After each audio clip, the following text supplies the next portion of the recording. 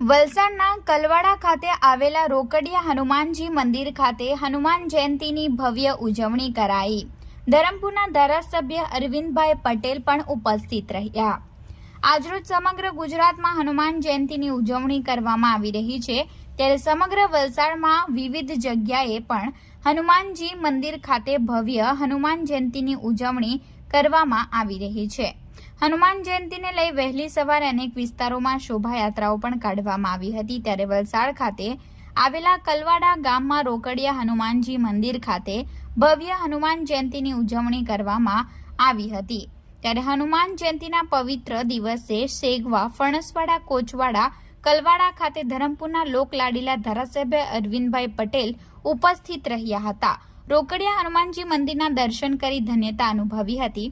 ધારાસભ્ય અરવિંદભાઈ પટેલ, તાલુકા પંચાયત પ્રમુખ મીનાબેન ઠાકોર, રૂપેશભાઈ પટેલ, દેવાંશીબેન અને સ્નેહલભાઈ પટેલ સહિત બીજેપી કાર્યકરો સાથે હનુમાન જયંતીના કાર્યક્રમમાં ભાગ લીધો હતો અને હનુમાનજીના દર્શન કરી ધન્યતા અનુભવી હતી। તેમજ ગ્રામજનો દ્વારા પણ હનુમાનજીના દર્શન કરી મહાપ્રસાદનો લાભ લીધો હતો।